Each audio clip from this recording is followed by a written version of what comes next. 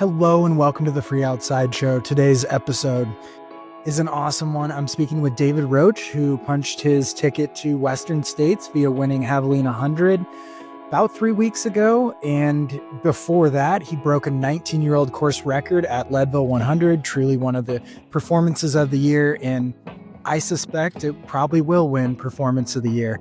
And he's now in the running for Ultra Runner of the Year. He's truly having a magical year, and I really wanted to chat with him, but also chat from the angle of when I was starting out in the sport, what would I want to know from someone who's setting records and performing at the peak of the sport, and also a well-respected coach.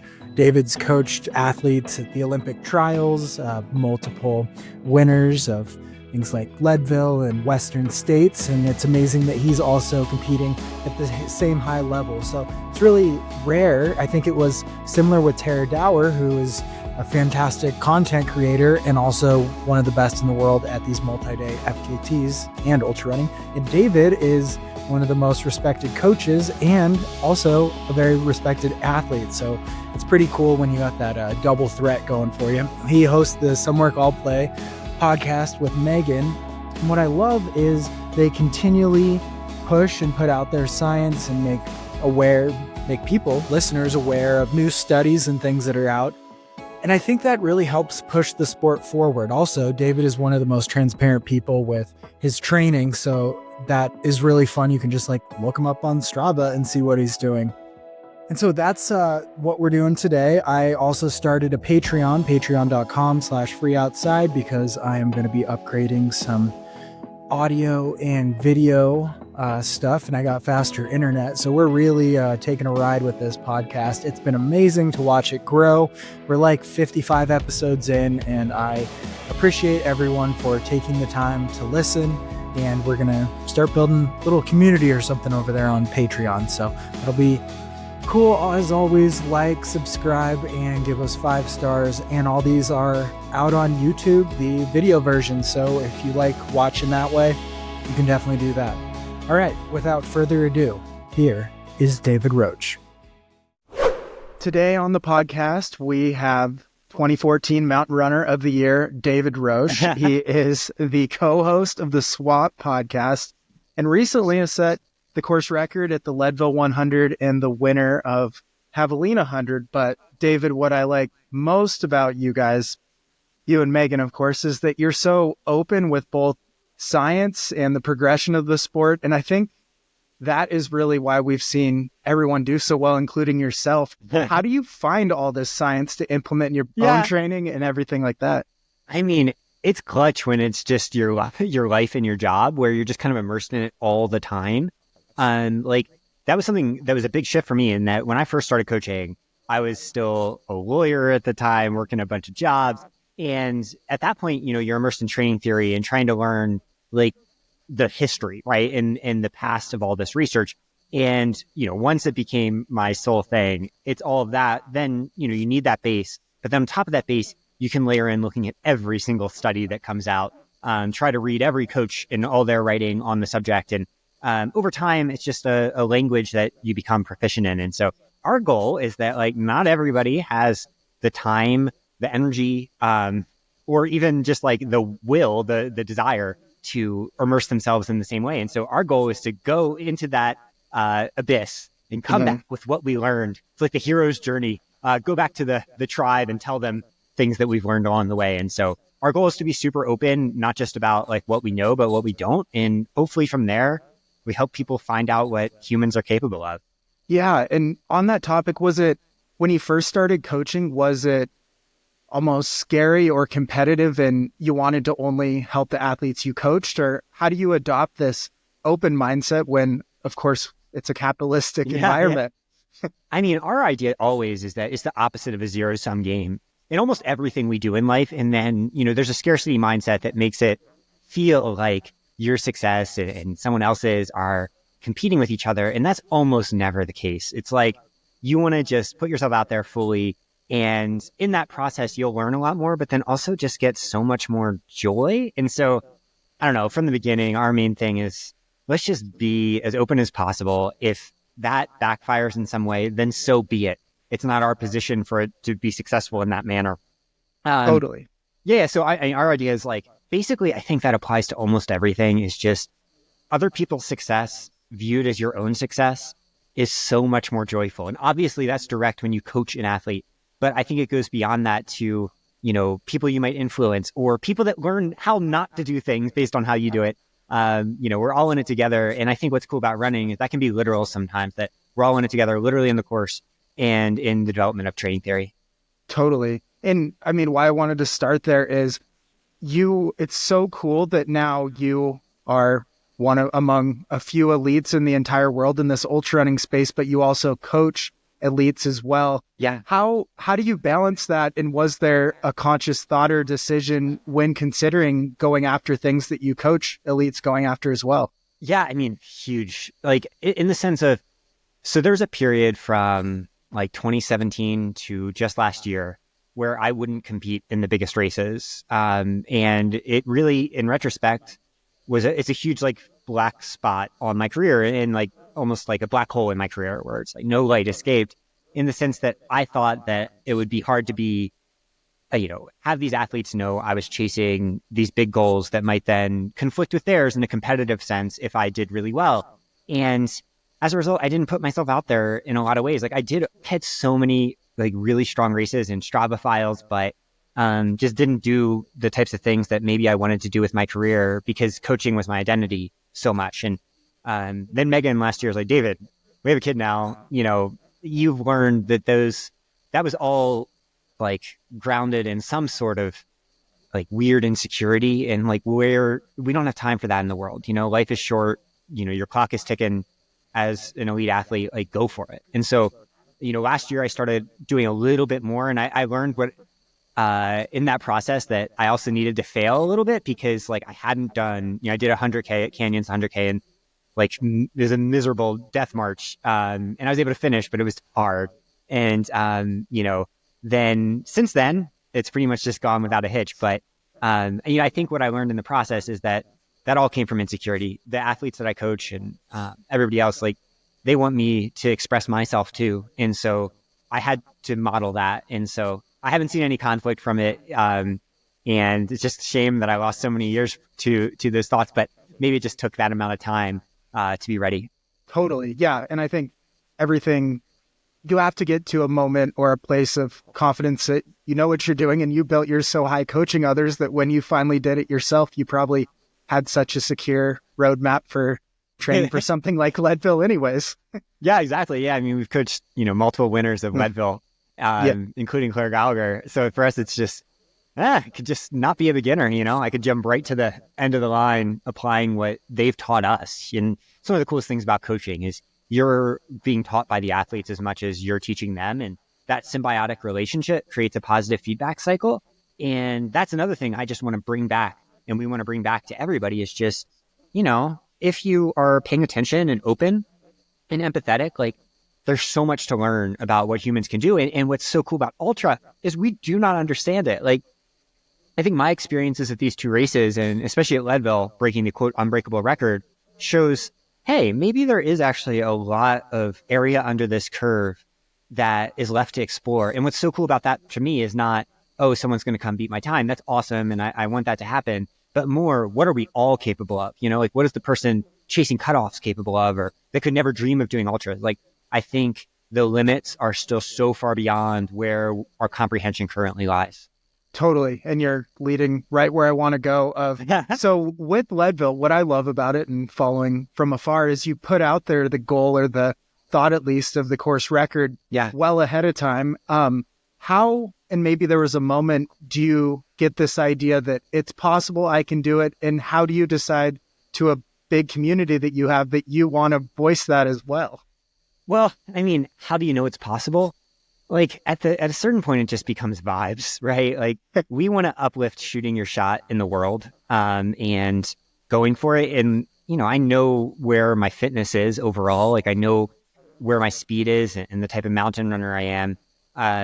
And at the same time, ultras are not run on paper. And realistically, this Matt Carpenter course record that had stood for so long and had been called all these like illustrious things, if it was achievable, people would have achieved it already. And so part of my brain, the imposter syndrome part, was like, you don't have a shot. But then the coaching part of my brain was like, well, if you let that imposter syndrome part of your brain be the one that sets the narrative publicly too, you're just being ego driven in a different way. You're saying that your imposter syndrome is worth more than your data. And I don't think it is. Like, and hopefully I can model that. And so the reason I was public about it is solely because I think there's a lot of people out there that feel like I feel about all this stuff, which is, I don't think I can do this. I mean, 100 miles still feels unthinkable. Like, I could never have dreamed of it last year at this time. It just felt crazy. And, by putting it out there, hopefully model for athletes just a certain way that, you can put your big dreams and goals out there and know that waiting for you on the other end is not judgment. Like, the people that are going to judge you are judging you anyway, or don't give a shit about you at all. What's waiting for you on the other end is love and, acceptance and people identifying with you. And so, yeah, basically I want to wear my heart on my sleeve, and part of wearing your heart on your sleeve, I think, is telling the world your deep, dark, scary dreams, and also, your deep, dark, scary secrets. And that's kind of what I'm trying to do. And so in putting that out there, I mean, I don't know what I thought the percentage was, but I didn't think it was high. And, if you followed at all what I've gone through in the world and social media and stuff and running, like, you knew that if I was wrong on that, waiting for me on the other end was a bunch of bullshit. And I wanted to be like, oh, look, that bullshit's fine. Like, lean into the love, lean into the idea that it's okay to just shoot your fucking shot. Yeah, totally. I think it was in one way the perfect year for something like a Leadville to happen. Of you had already been knocked pretty low just through some awful online vitriol that we don't have to get into, but skip it. Just prepared you for, it doesn't matter if I fail or succeed, I need to just go after this massive shot. And that was such a fun journey to follow. Yeah, I mean, it gets back almost to the idea of the coaching stuff, and that at a certain point in time, like, there's great power in two words: fuck it. And, I think sometimes I feel so deeply, like, in caring what other people think, more in the sense of, like, I want them to be happy. I want everyone to feel uplifted. And what I learned this year in a bunch of different senses, one is, like, my kid's 2 years old now. That helps give you a little bit of perspective. But two, I realized that what I called, quote, community is something that I needed to draw much more narrowly. I needed to start focusing a lot more on the people who actually love me and a little bit less on general vibes. And then also got in a really bad bike accident, and you combine all that stuff. And I just, I've been running unburdened in the sense of, I can talk a big game about shooting your shot and not giving a fuck about results and all that. But it took really just hitting, like, rock bottom and being like, I do not care about anyone that is not, like, on board and does not, like, love me solely. I mean, I care and I want them to be happy, but I'm not going to change my life decisions based on that. And that kind of just liberated me a little bit this year. And, I think we're seeing the results of that slightly. Yeah. And so I guess with so much experience with athletes going into races too, what is your ritual or your mindset going into a Leadville to prepare both mentally, emotionally, and with splits and everything to break this unbreakable record? I just try to anchor it all in fun, basically. Like, all of these things we do with running they can be quite difficult, and finding the fun in each day is so important. So, like, for a normal run, like today, I'm literally just finishing a workout. I put on the most banging playlist you've ever heard, and try to make it as playful as possible. Other days there'll be a podcast. And then for a race, it's like, oh my gosh, I get to experience this thing that is kind of a once in a lifetime, opportunity. In the same way that a non-athlete might go to a concert or go to an ayahuasca retreat or something like that. It's like, this is that thing. And much like I've never done ayahuasca, but I assume if you go on one of those retreats, it's not all good, right? Like, it's a mix of everything. You're delving into the very depths of humanity in the same way that anything that strips you down to your core is. And I try to just, like, think about those things and, use it to, like, embrace that exploration rather than that success, and never think about the finish line, only think about the process of it, including the really nasty stuff along the way. And yeah, just lean into that feeling. And what helps me get there is playing a character to a certain extent, in the sense of, because I do maybe lack some confidence at baseline that this types of thing is possible. Like, I'll be like, that's not what this is about. That's what sports are about. Putting your heart in your sleeve, like I said, but then also embracing the swag, embracing the confidence or the cockiness or whatever you want to call it. Like that, I wrote a post the other week where, I said these similar things about what I want to do at Western States next year. And the line in there that resonated with a lot of people is something I've thought about a lot, which is that, I think often what we call humility is fear masquerading as virtue. And I don't think humility should be something that is celebrated at all. And so for me, like, which when it doesn't come naturally to be a different way, like I want to play a character and I want to be the character that is swagtastic, that does embody all of these things I want to present in the world. And so you do that and it's like, what do we got? We got the races, an ayahuasca retreat, role playing. You got it all. It's great. Yeah. What would your touchdown celebration be at the end of Western States? Yeah, good question. Good question. You got to have like a T-Rex thing, like ray gun or something. Oh my God. Did you see there's an NFL, the touchdown celebration of, oh my God, that was incredible. Yeah. So what I've been doing at both finish lines, this was not intentional. Like I don't think about, as I said, I don't think about finish lines. Maybe I should more, is I do heart hands, Oh yeah. Yeah. And the meme account, your boy Scott Jurek, has done a meme based on that, which I think that decides it. That's my touchdown celebration, is get more and more, out there heart hands, to the point that I'm like bringing props out there that are heart hands on top of my heart hands. I'm thinking you like heart hand and then like throw it on the ground and it explodes with love or something like that. Oh my God. You know what I should do is, we talked about all the online shit. What I should do is heart hands, but then be like, no. And do the old NWA, like from wrestling, suck it. Yeah, exactly. Like not everyone gets love. There you go. Yeah, exactly. Love with limits, and the limits are suck it. Yeah, exactly. So this character you play, and very successful, I mean, the fastest time of all time at Leadville, then does it disappear? And is that why Javelina came up, or was that always part of the plan? Or what was the purpose of Javelina after such a success?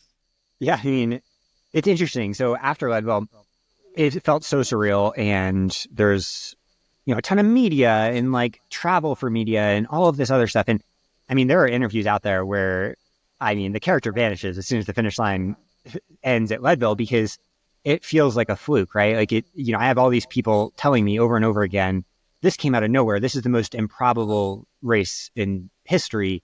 And this is the third, a lot of people are saying it's the top 3 performances ever and all of this. And that makes someone like me, then the imposter comes back and I'm just like, part of my brain's just like, I don't think I can repeat that.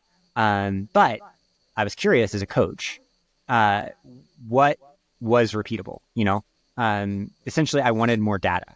And so it was never the plan to race soon after Leadville, because I've seen enough hundreds in coaching to know first 100 is kind of a shit show for recovery. Like I shouldn't have bet on that. But, I always cross finish lines being like, oh, I want to do that again. Even if it was terrible, I'm like, I want to experience it again. And so a few weeks later, or maybe a week later, I messaged Jamil thinking that maybe there was a 5% chance I would make the start line. And then as we got closer, I was able to recover, was able to get my speed back. And I kind of just wanted to model the same things that I've been talking about before, that the process of being an athlete is not about success. The process of being an athlete is about vulnerability. And what a chance to be vulnerable, that you do this thing where people are saying you are this thing. Now you put yourself out there and go fail. Because that's what I thought, is that realistically, everyone tells you shouldn't do that. And, I know a little bit more from coaching, but at the same time, I didn't think I was going to go have the day I did. And so, yeah, it's like, let's get some more data. And now I have confidence, because now I'm like, Leadville was a special day. Javelina was just a day. It was just a normal day.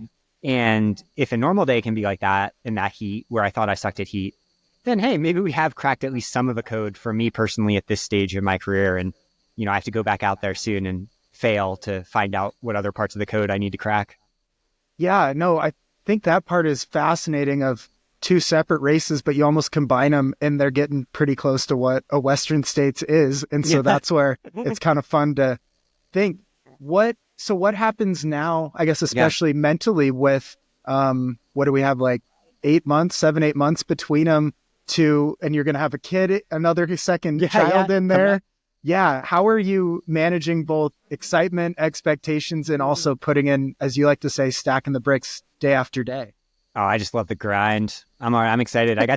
We're now like 15 days after or something like that, Javelina, and I got to do my first speed workout today. And so I feel terrible, but it's great. I just like that process. And so, I'm just excited for that. I mean, it's so fun to have the purpose of some far off goal. And that's why we always tell athletes, it's like, strive for some big, scary, impossible goal. And it doesn't even have to ever happen, or it's just something to add some purpose to your day. Like, that's the coolest thing about getting to be a lifelong athlete, even if you're never competing, even to like be anywhere in the top half of the field, even if you're the last finisher in a race or you don't finish. It's like, it's the point of the purpose, not the end goal.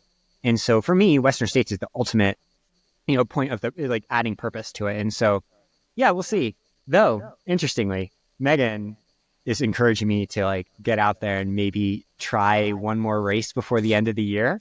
And I love it. She's such a badass, because she's like, hey, who knows if you're going to get another shot at like, a realistic shot at Ultra Runner of the Year. And so if you do, maybe you should at least like make sure you don't look back and say, hey, if I had just given it one more go, I would have had a chance at this thing. So obviously, external validation, all that is dust in the wind. But at the same time, that character I play is pretty intrigued by that option. So we'll see. Yeah. Would it be like a flatter, faster East Coast type race? Probably. I mean, who knows at this point? Maybe something in Arizona. I love Arizona. But, basically just take it as it comes, especially, second kid coming at the end of the year. So, just going to kind of try to enjoy the ride. I mean, the interesting part about all of this is essentially, the thing that I've loved to do forever is just now like kind of being present to a much bigger group of people in the public, but it's not any different than what I've always wanted to do and what I always do and what I've done for 18 years.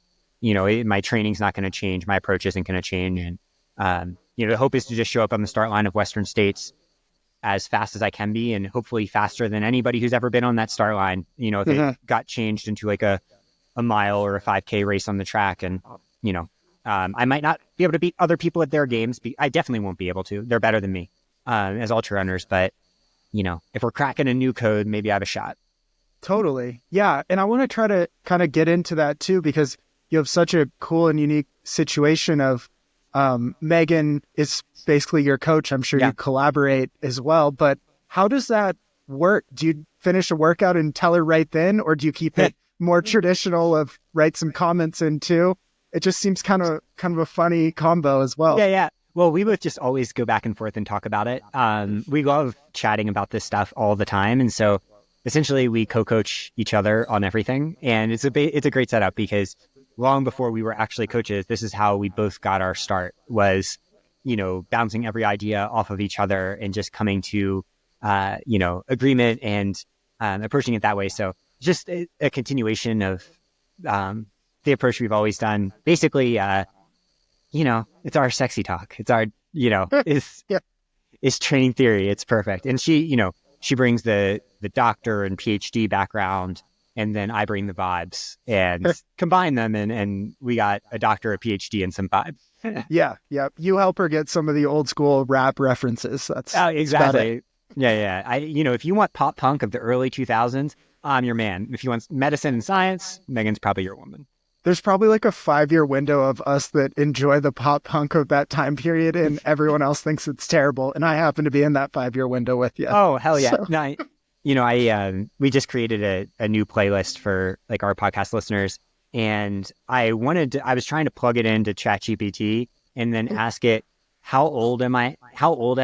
And where do I live? Because I bet it could just tell you exactly how old I am based on the deep cut pop punk references. Yeah. Mixed with like the new hot to go type stuff too. Oh yeah. Well, that just, betrays me as a Gen Z wannabe. Well, with 99-degree weather at Javelina, it felt like that song, I was going to run. I just have a little bit of an injury. I was like, that song would have been stuck in my head for 13, 14 hours, because that was like the vibe of Javelina's Hot to Go and Chapel Roan. Yeah, that. And so like that. And then the character I played was based on DMX, X Gonna Give It To You. And so I had like a mashup in my head going of DMX doing his arf arf barking and then Chapel Roan singing Hot to Go. And someone needs to make that happen in the real world, because all I know is it was such a perfect vibe. And I was like mentally in such a good spot all day, and I have to owe it to them. Like they carried me. It's like that old thing about I looked behind me and there was one set of footprints in the sand. That one set of footprints was Chapel Roan and DMX, like walking on the same 2 feet. I think, it's perfect. Someone needs to make that and then shoot it over to you, and you'll like debut it on the podcast or something. Exactly. Perfect. The world premiere. It's like TRL back in the old days on MTV. Yeah, exactly. Which turned like 40 years old or something this week, which is a little scary. Well, I know. Makes sense. I'm 36, so yeah, perfect timing. So speaking of sexy talk, I wanted to get into a few of the coaching things that I think you've really pioneered and just talk about it, because I think a lot of my audience is sort of maybe did a through hike and transitioning into trail running and ultra running, and there's so much science and stuff, and a lot of people just don't have a coach. So I just wanted to start with the really simple but fun topic of what is running economy and how do you improve it? Perfect question. Well, so on the multi-day people and in the through hike people listening, all these principles still apply. Like I think one of the places where we've had the most success is with multi-day athletes like John Kelly and Damian Hall and Andrew Skirka back when he would do these long expeditions and stuff. And so I think that like no matter where you're coming from, it's the same type of principles, and it gets back to this idea of running economy. So what running economy means is the amount of energy it takes for a given output or F pace, essentially. And there can be a lot of different exact definitions within that framework. So the given energy at VO2 max, so velocity at VO2, or velocity at lactate threshold, like 1 hour effort, or velocity at aerobic threshold. So here we're talking, a number of hours effort. And that item in particular, velocity at aerobic threshold, velocity at the top end of your zone 2 out of 5 zone model, is basically what determines all ultra performance, and everything else around that can be trained pretty quickly. Those running economy metrics take a lot longer to train, but once you do train them, they're pretty sticky. And so the reason I've been able to do what I've been able to do in hundreds is like, I just run by heart rate essentially, and my running economy is so good that I'm able to just go faster than other people while still going easy enough to replace all the calories I burn. And so if you're going much farther than that, through hikes and things like that, you are still at some, percentage of that same metric. And so raising the ceiling raises the floor is the overarching way to think about it in ultras. And then it's a direct application to performance at shorter races like marathons, 10Ks, 5Ks, whatever. And the way to improve it is usually, it's an all-encompassing variable that at its core is mainly aerobic development. So aerobic development through all means is good, which means just like going out there and doing something.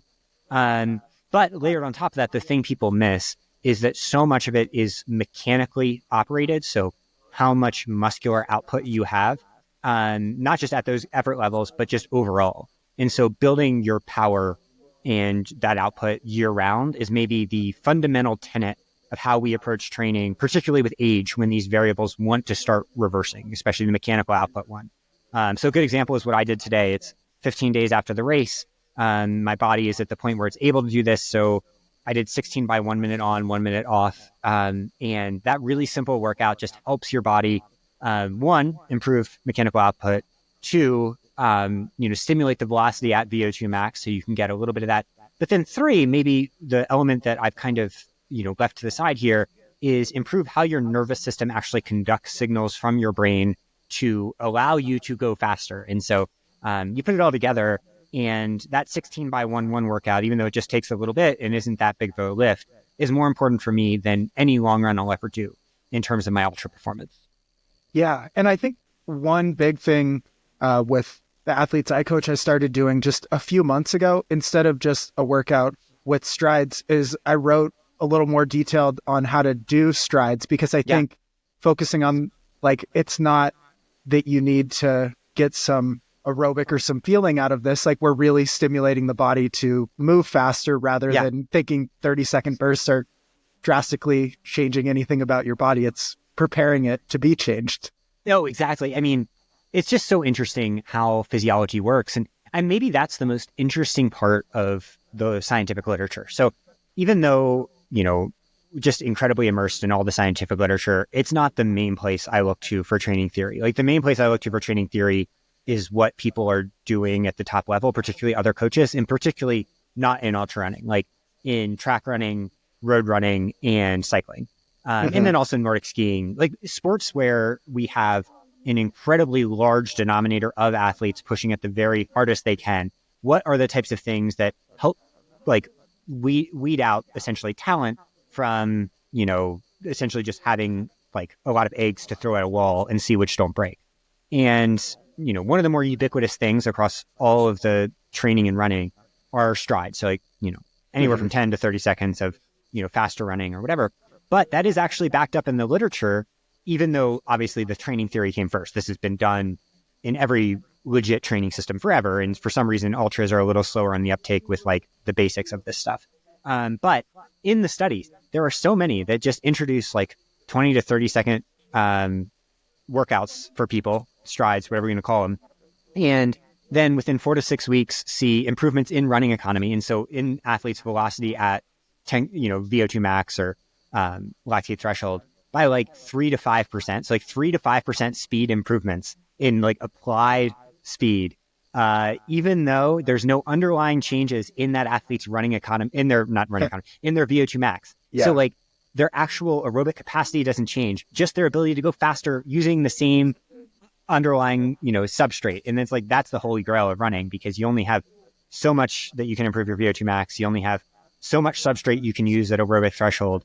And the fact that these adaptations can happen so fast is really exciting, because once you start to feed those back in, like you said, preparing you to do other work, you do that other work, then you feed it back into this, and you get this like positive feedback loop where over time, what felt unthinkable and felt like it took so much effort can almost become your everyday like easy pace. Like as wild as that seems, it just takes a year or two.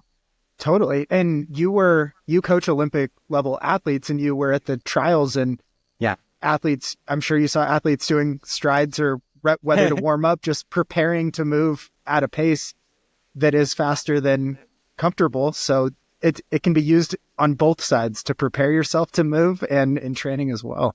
Oh yeah, absolutely. I mean, basically everybody's doing it. I think what's so interesting about ultras is I think, especially at first, we were viewed a little bit like just derisively, just people throwing us aside saying, oh, that's road training. And it's like, no, this is running training. Running is running. And that doesn't mean you need to be that worried about the margins in ultras. Like it doesn't matter if you're within 2% of some metric, whereas in road running or track running, that's the whole difference at the Olympic level, right? That doesn't matter, but the same principles apply. And, I think that the funny thing about ultra training is that it's possible to just blunt force your way into solid ultra performances, to be like, I am just going to hammer my body to do this. And what we're trying to say is like, there's an easier way that is also better for long-term growth. Like, I probably average 60 to 70 miles a week for the way I trained, which, compared to the other men at this level is not that much. And the point just being like, oh, but it's coming off of this long-term focus on running economy. So for me, if I trained a lot more than that at this stage of my life, my running economy would actually get worse, because I'd just be beat up and not able to, achieve what I need to achieve in my sessions, even if I was able to stay healthy, which is questionable.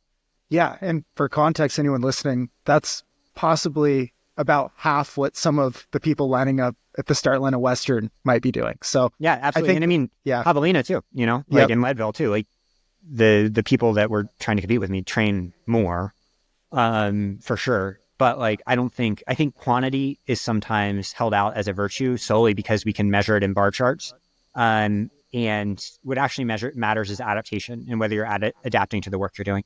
Totally. Yeah. Just a couple more topics. But first, I just want to ask, what is like maybe the standard swap as a whole of a weekly breakdown of how you would schedule out runs for your standard athlete for a 100 miler? Just how do you break it up?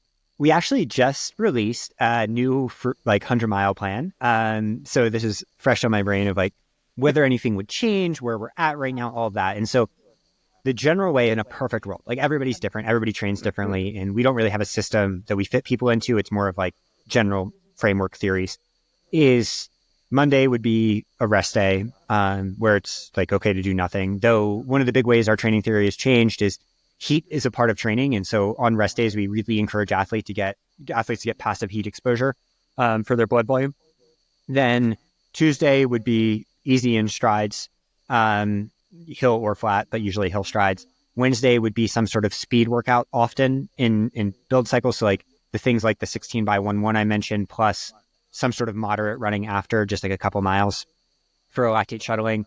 Later in cycles, it might be something that's like a harder threshold type workout, even super compensation style workouts, but basically just some midweek workout. Thursday would be cross training, where an athlete can ideally go a little bit longer, high quality Z2 type work.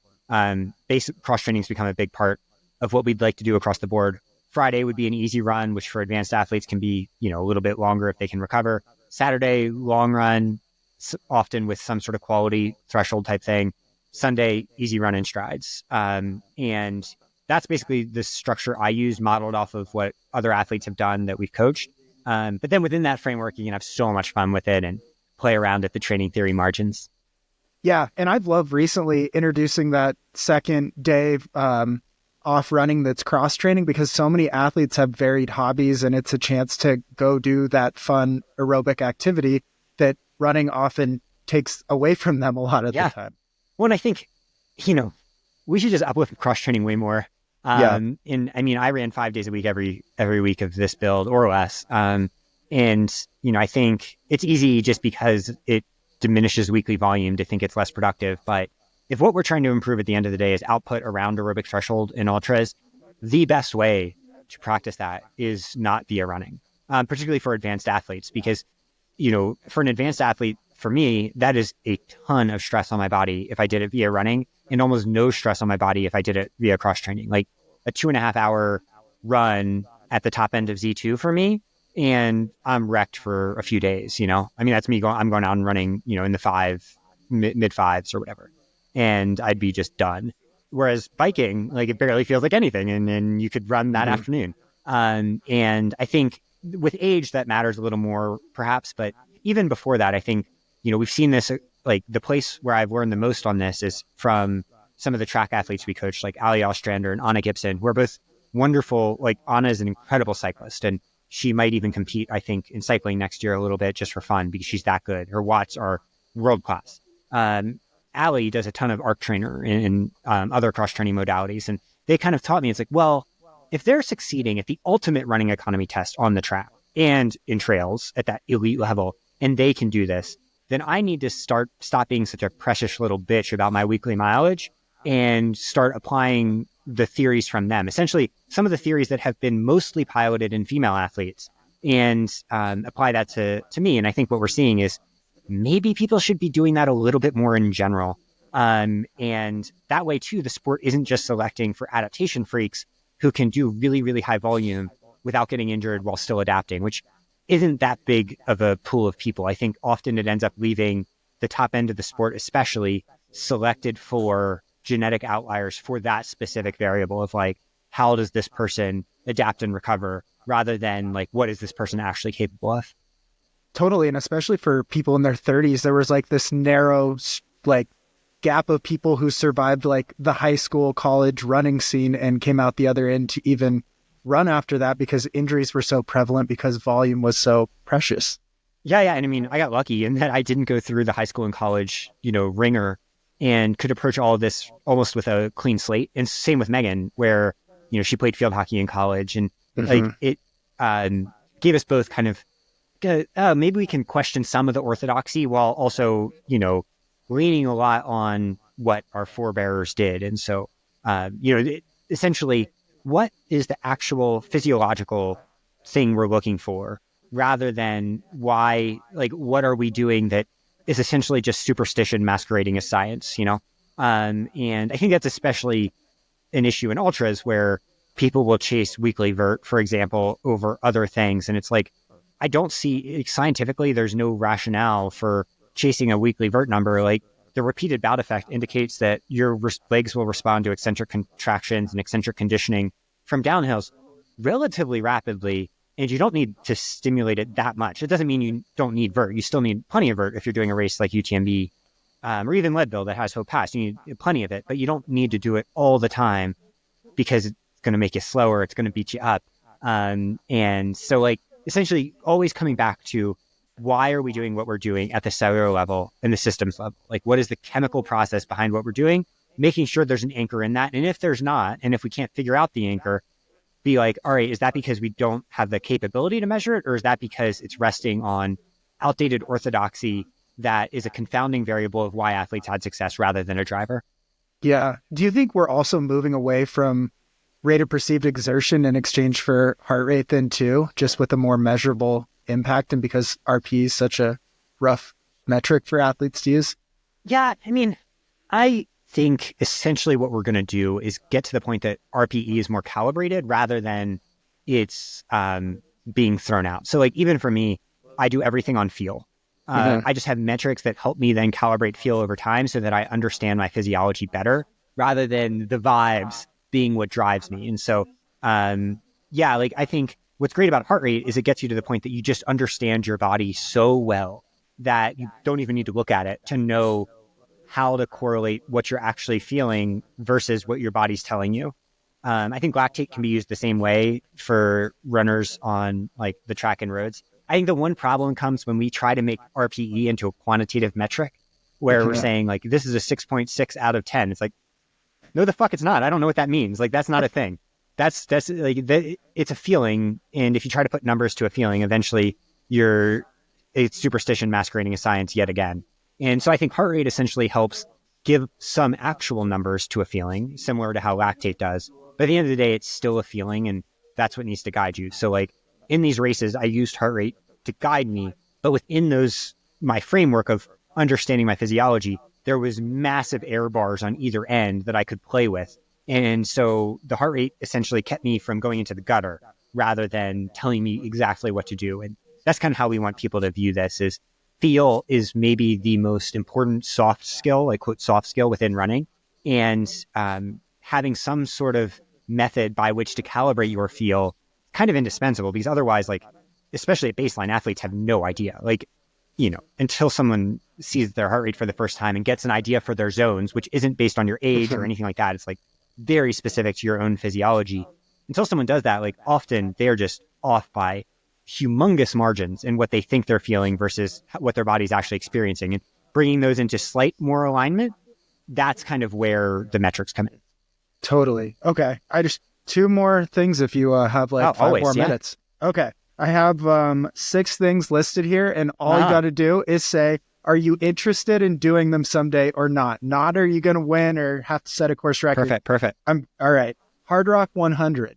Absolutely. I would do that next year if I could. I think I could show people that mining economy works in the mountains. You know, that's Colorado. That's my backyard. That's my home, man. I would love that. The beauty of Colorado too. Yeah. Oh my God. I absolutely, and just such a cool history. Like I respect the history of the sport so much. Why I did Leadville. And I think we're going to see some very fast times at that course over the years. And I'd like to be the first one to tap it. But the problem is I don't have a qualifier for Hard Rock. So I don't even know if I could get in anytime soon. That's the hard thing. You have to really change your schedule to get those qualifiers in. So yeah, I mean, yeah, that's my thing is like, I'm doing these random ones, but you know, mountains are my home. So I don't race there too often, but I want to eventually. Okay. Cocodona 250. No. I love following it, but at this point, my current idea is that I want to be done for a late dinner or at least have the option to be. So yeah, maybe with 2 kids, I'll want to get out of the house for a little longer. Okay. Yeah. UTMB. No, I totally uplift UTMB and its role in the sport, but the more I've gotten into it, the more I realize that it's not, those races are not me running from the place that uplifts me the most personally. Plus I just don't want to carry a bunch of shit like that I don't need. Like it's something that I don't know. It just takes away some of my personal joy in running, though. I uplift other people enjoying it, and UTMB being successful is good for all of us. Yeah. Do you own a pack or do you only run with a belt? Don't own a pack. Do not own a pack. I do the belt. Even when I'm in the mountain, like real mountains, like real nasty mountains on my own, do the belt with filter bottles. And sometimes I'll do double belts over a pack. Basically I reached a point eventually a couple of years ago. I was like, I'm not going to try to be other people. I'm just going to be me as an athlete. And that doesn't mean that I counsel other people like this at all. Like I tell everybody, get a pack, wear a pack, use a pack if you like it. It's more just, oh my God, it takes some of the freedom of running away from me. That's awesome. So you heard it here first. You can run without a pack, even if you have to double belt it. I've triple belted it. If you count the belt that's built in my John G shorts, yep. I've had a John G shorts belt, a regular belt, and I've had two naked belts. I've really gone out, and the naked belts will be different sizes, so we can have like a Russian nesting doll situation for belts. Oh, you got to do a picture of that for Christmas or something. Exactly. Get a new people were dressed up in David Roche Halloween costumes at Javelina, so maybe they can do the double belt next time. Oh yeah, Kyle is my friend and neighbor, so she's the I best. was taking all the photos. It was pretty funny. She took a picture with my mom. So I walked over there with her and took the photo. Oh. And also when she saw your child, she was like, "Oh, my son!" And then he looked up like, "What is going on here?" Amazing. Oh, that brings me so much joy. Okay, two more. The 24-hour record. More intrigued by that stuff too. Okay. It's kind of weird to say hard rock in that, but I think road ultras and flat ultras in general are not explored at all, really. Mm-hmm. They are, but like I think that we just don't know. And the question of not knowing is a fascinating science experiment to me. Not necessarily that like I'm the one to do it because I don't know, but I love the idea of an area where we just are truly in the dark. And maybe if I could bring a little bit more light to it by my own experience and then sharing it, it'd be really cool. So maybe if we said 100-mile or something record or 12-hour, that would be a little bit more realistic at this point of my life.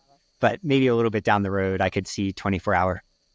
Totally. Okay. Especially because, like we said, running by heart rate and my fueling strategy, like that's the part that gets me a little bit like excited, but also kind of like, maybe this equation breaks down at some point, because at both of these races, I just applied a pretty simple equation of substrate usage versus effort and found that while there was some fade at the end, it wasn't that substantial, especially at hour 10 or 11 or 10 for, 100 miles. And so I'm just intrigued to see like what happens. Where does that equation actually start to break down if you can be incredibly proficient at fueling? And I don't know. I think more than anything else, what I show is not the training approach. It's the fueling approach. And clearly it must break down at some point, or maybe it doesn't. And I'm just the first person that's been able to push 150 grams of carbs an hour. Insane. Yeah. Okay. Last one is the rim to rim to rim FKT. Untouchable.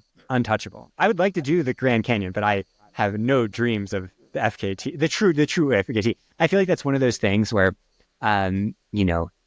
just how good Jim Walmsley is and has been for a long time is kind of unthinkable. Sometimes I very much am proud of what I did at Leadville, but I see Jim Walmsley at that start list. He is so good in that Grand Canyon FKT. I think that was set back in 2016 or something, right? Is so unbelievably strong before super shoes, right? This was before the new generation of shoes. And, he was ahead of the curve on so many things, but obviously with tech, he was just subject to the things that Hoka had, or at the time, because I believe he was wearing the Challengers or something random like that. And yeah, I think that's one of those records that we're going to look back on a really long time from now and be like, wow. The historical context for it is insane. I think the only types of people that could get it are the types of people that are essentially the best short distance mountain runners in the world. I'm talking 5K, 10K people. And yeah, got to put respect on Jim Walmsley's name, which is funny because I'm also saying that I'm in it to win it at Western States, where, obviously if Jim is even like a tenth of Jim, no. But, you got to bet on that 1 in a billion option. So in Yeah, it to it's win got you this far. Yeah, exactly. Yeah, it's like Okay. the Jim Carrey and Dumb and Dumber. So you're saying there's a chance. Yeah, one day we'll catch our break. Yep. Yeah, exactly. Okay. My last question, and it's more of a topic, is I think so. Great record at Leadville. Really, we'll call it a solid day, even though it was a great day at Javelina too. What is the role? And I think people don't think about it enough, of like the Pacers crew, Megan around you. Like, how important is that to your success? Because ultra running feels solitary, but I think with how fast and how community driven it is, it truly isn't. So I'd just love to hear your thoughts on that. I mean, it's so important, primarily for me, the emotional support of it, in the sense of, one thing I've seen at these events is, even though maybe, I do have issues with confidence and all that, when I get out there, I am so good at just not letting negative thoughts guide me. And like, I feel them for sure, but I'm just like, oh, hey, I love you, thought. Like, I can, for some reason, during hundreds, I can finally practice the mindfulness that I've always wanted to be in real life. And a huge part of that is just knowing I'm loved no matter what. And so, Megan plays a big role, obviously. Like, she's the biggest role. She's the only reason I did even lined up at any of these races. Like, she forced me to, essentially, when I wanted to back out. But then, Teddy, who's been at both races, my parents who have been at both races, and then the whole community. It's like, the fact that we're out there sharing it. And there's a reason that for my first 200s, I chose races where you see the entire race. Like at Leadville, it's an out and back course, so you see everybody in the race. At Javelina, it's a loop course, so you see everybody in the race multiple times in some cases.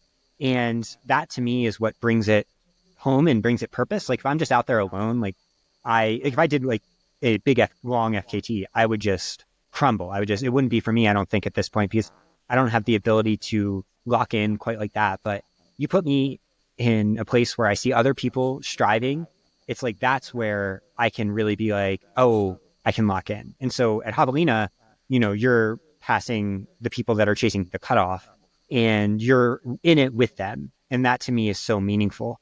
And, it all stems back to my first longer ultra experience at the Canyons 100K last year. So it's a hot year. I was leading, and then I definitely wasn't, and did the whole thing that everybody does in ultras sometimes, where, everything implodes, like GI system wise. I basically just, it's a shit show. But at mile 52 of like a 66-mile race, Mike McMonigal was out there. So at Shit in the Woods on Instagram, an amazing artist in this world, Lady Yingling's partner, amazing duo.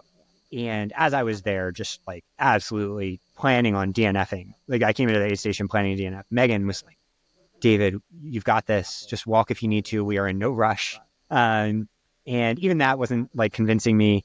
I was like overheating and just in the bad place mentally. I hadn't figured out what I've learned about myself since. And Mike came up to me, the photographer. He's just like, David, he looks me right in the eye. And I know that he's been through a lot in life. Like, he's a veteran.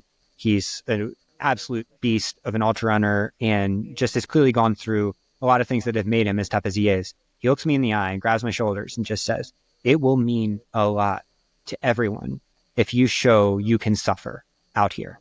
And that to me was like, okay, this is something about something bigger than me. And I think that statement, more than anything, unlocked what has been to come, which is, yes, we are in this together. Even if I can get jaded sometimes, even if maybe I draw the community a little bit more narrowly, the idea that we can all be out here trying to see where our own personal limits lie. And that's so meaningful. And for me, if I can help redefine what other people's limits are just slightly by showing them that maybe what people thought of me isn't reality, then I'll have done my role in the sport. Hopefully that can then spread long beyond after, my my short stint at the top end of the sport is done. So yeah, I mean, I think it all comes back down to those elements. And then very much logistically, like, I'm taking in so many calories that if someone isn't stuffing gels into my waist belt, I'd be wasting so much time. And if one thing I do have dialed is my aid station routine. Totally. Yeah. You and Megan, I mean, it's like a far out idea, but there is a chance you guys could be the couple that each wins Western States. I'm just throwing that thought into the world. I got chills. And I mean, I'm going to be the limiter for sure. You know, so she's giving birth to second kid coming up here. And that hopefully is our last one. I'll get a back alley vasectomy if I have to. I love our kid. Like, Leah's the best, but, you know, kids. Yeah. And, you know, she is such a superstar. And she'd gone through some heart condition and stuff like that. But before that, I mean, before she got pregnant this time, she was going to do canyons to get into Western States this year. And she was ready. And, you know, a ready Megan, for anybody that was around the sport in 2016, understands that, like, this is the Jim Walmsley of the women's races back then. And, you know, she's going to come back with a vengeance and show her own science experiment. You know, like, she's a totally different context than me. Like, I'm gifted in terms of my own recovery rates and my ability to withstand work and my ability to withstand injury too. Like, right now on that workout, I strained my calf muscle slightly. It's going to be fine. Like, I don't sweat it. It's going to be fine in a couple of days. And she's in a different context, right? She has some autoimmune conditions, or an autoimmune condition. She, you know, has this heart history. She's given birth a couple of times. But layered into that is, like, just this immense work ethic and talent and athleticism. And you combine it all, and it's like, I can't wait to see how her science experiment unfolds. And I think, you know, she's inspired me so much in this journey, and for her to get to share that inspiration in the races, and as the sport has expanded so much since her time of dominance a few years ago, yeah, I'm getting my popcorn popping. Yeah, no, I'm excited for Western, but I think she's so talented that it's almost going to be forgotten and then going to blow the world away. I totally agree. It was about to happen at Canyons this year, and then she got a positive pregnancy test on the Thursday before the Saturday race.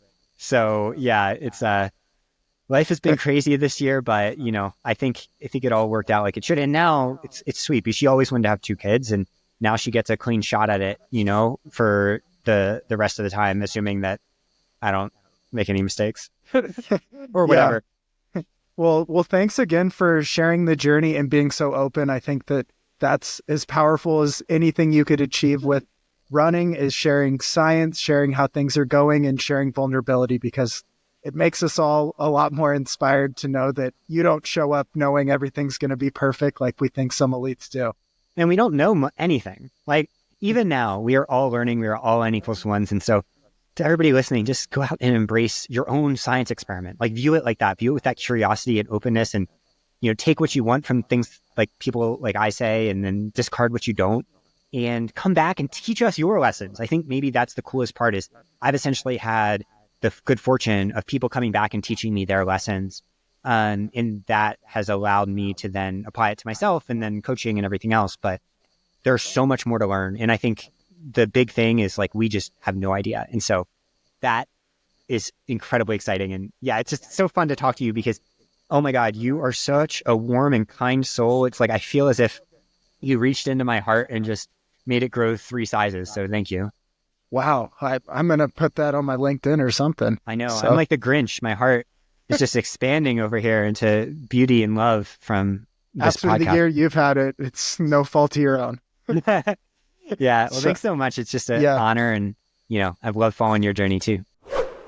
Well, that was a fun interview. I think there's a lot of interesting stuff in there too. I was really itching to ask him about the weekly structure of his training too, because I think that's something that you can adjust maybe the mileage on, or even the days of the week. But when you see the training of someone who's elite and winning races packaged in like a weekly format, I think it really gives a better understanding about how things work, and especially the application of running economy and strides. Like, these are some things you can carry forward in training, and for anything from a marathon or faster up into a multi-day effort, FKT or general fitness. So it was fun to ask him those questions and piece things together. And I think one note that, if you're going to take something away from this, is that coaches should be continually having their pulse on science or what's working for other people, knowing what's out there, because a lot of the courses and things are obviously dated because it takes time to create a course, and really knowing what's been working or the changes. And this year alone, we've seen this rise of high carb fueling, which David is part of. He really revolutionized it as far as being able to intake both hydrating with calories, and then also just slurping down gels, as he calls it. And then another thing is heat training. I've been on this bandwagon for about 2 years now, and I think it just is really valuable. David talked about how he likes to have athletes put a passive heat day on Friday or the rest day, and 2 to 3 days a week is kind of where I'm at, and I think it has really good impacts. But all kinds of stuff like this are over on the SWAT podcast, and that's Some Work, All Play. And David and Megan do a good job pushing that out there. Well, that's about everything we have going. As always, like, subscribe, 5 stars. I'd say that a lot because it really does help. So if you just take 1 minute and give us 5 stars on the platform you're listening, it probably takes like 10 seconds actually. We would really appreciate it, and we can grow this thing to where we want to grow it. All right, guys, that is what I have for today. I hope you enjoyed the episode, and I have a fun idea coming for December. I think I'll announce that maybe in a week or so. All right, that's it. Stay elite, my friends.